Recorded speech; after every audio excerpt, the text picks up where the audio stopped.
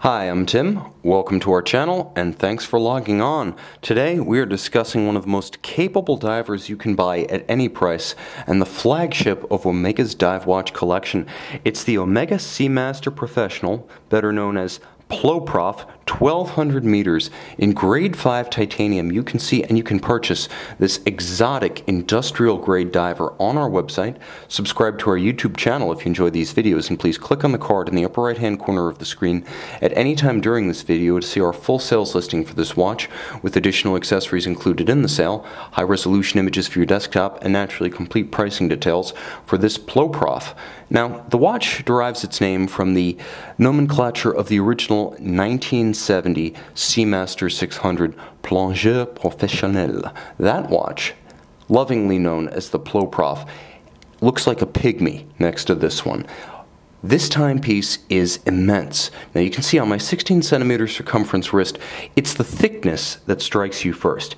18.6 millimeters thick, this watch isn't fitting underneath any sleeve, even a coat. Now, its largest dimension, although perhaps the thickness is most striking, its largest outright dimension is the width up and down the arm, 55 millimeters. Here's where the shock comes. It's only 48 millimeters from lug to lug, meaning the bracelet actually flares out over my wrist rather than overlapping the edges of my wrist. This watch is remarkably compact from lug to lug, and in titanium, bracelet, clasp, and case, the watch is actually comfortable. It's seated securely, and I haven't even sized it properly for my wrist. Let's talk a little bit about the bracelet, and let's talk about the clasp. Just as many have called this a shark hunter or shark-proof bracelet, so too has Omega. Now, the bracelet itself is a mesh interlinking system that gives you plenty of aeration on a hot day. It's well suited to industrial grade work sites where you might be, for instance, building a record-breaking sandcastle or schlepping across the deck of your mega yacht. Now, if that doesn't sound like work, well, this watch isn't necessarily a true life-saving piece of equipment, as even a professional diver will use a computer for modern diving requirements. This is more like a backup and a luxury, a romantic throwback to the 1970s heyday of industrial-grade dive watches, with capability that 70s divers could only have dreamed about. Now, it's a grade 2 bracelet, it's a grade 5 titanium case, and it's a grade 2 clasp. The clasp is overkill. I have to say that the combination of the push-button sliding increment adjustment with a fold-out dive extension gives you a very generous range, so much so that it's almost 2 inches of outright extension. If you wanted to wear this watch over a snowblower coat in the middle of winter, you could easily do so. And of course, secure twin trigger release for the clasp. Now, you'll note that the lugs are stubby, such as they are, and this watch is an excellent candidate to throw on an aftermarket strap. So you may want to know the lug spacing. Well, the lug spacing, as I measure it with my calipers, is 24. So any 24 millimeter aftermarket strap should fit. Just make sure that you've got height clearance. That's the one X factor. And of course, I mentioned it's 48 millimeters lug to lug. You can pull that bracelet straight down for excellent ergonomics on a smaller wrist. Okay. Crazy features. First, Omega tastefully executing the entire case in satin finish with only a handful of polished elements.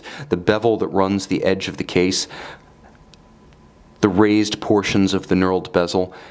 From an art design standpoint, it's well done, even if, frankly, there's a lot of it.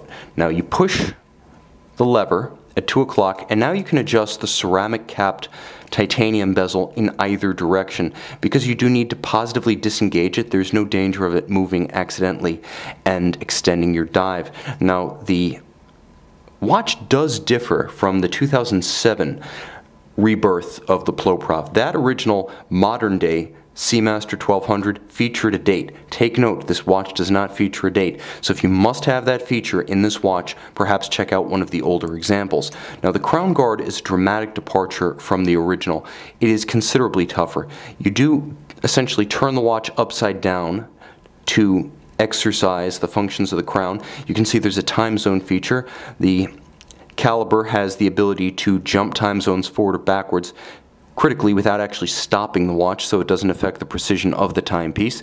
And this is a Métas standard master chronometer, now the highest standard of chronometry at Omega, and a test of the complete K-step watch, so it is a very accurate timepiece.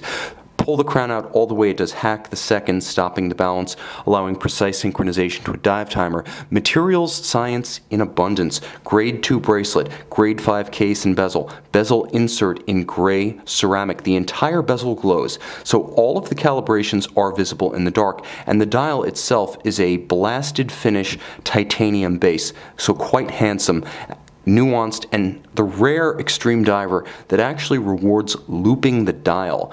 You'll also note a feature not evident on the original Seamaster 600. Omega insisted that Helium could not get into that original, therefore Helium would not need to get out. The modern variant of the watch, since its rebirth in 2007, has featured a Helium escape valve. If you're wondering when this generation of the watch debuted, it was revised in 2015, and if you were at Baselworld, you would have seen the changes wrought to the dial, the caliber, and the materials. Now, the caliber itself is an upgrade over the original 8500 that debuted in 2007 on this model, in that it is the master coaxial, so effectively amagnetic. This watch can now withstand over 1.5 Tesla or 15,000 Gauss. For an extreme watch, that sort of extreme specification seems appropriate. It is also robustly shock resistant with a free sprung balance and a dual anchored balance bridge. It also gives you the ability to take this watch off every once in a while without the constant need to rewind should you wish to put it down for a day or so, perhaps for a more discreet option or formal occasion watch. It does have a 60-hour power reserve thanks to twin mainspring barrels in series. Now, the watch also features Omega's signature coaxial escapement. What does that mean in practice? Well, it means the long-term maintenance needs are required, not so much. And in the short term, corrections are required, not so much. Long-term minimization of maintenance needs, short-term precision, that's what the coaxial brings to you. And ever since 2007's DeVille Hour Vision debuted the 8500 family, Omega has been building its new generation of calibers expressly for the coaxial system, meaning they're built from the plate up as coaxial calibers, unlike the earlier modifications of Valjoux 7750 and ETA 2892. The addition of the caseback Displayport is another feature germane to this most recent generation of the Seamaster 1200, as the original 2007 watch did not feature a displayback case. This is a watch that gives you a lot to think about, a lot to take in, a lot of value for your money. This is a watch that, although overkill, represents the purest form of luxury watch joy. Excess for the sake of it, but beautifully executed in a fashion that you know will stand the test of time. This watch will be ready 30, 40, 50 years hence, regardless of whether you wear it for no-holds-barred saturation diving or simply engage your desk diving instincts and Google diving. The bottom line is that this watch is up for just about anything. While it's probably not ready to clear a tight sleeve or dress cuff, this is a timepiece for summer or for far-flung vacations to tropical climes during the winter. See it and own it on our website.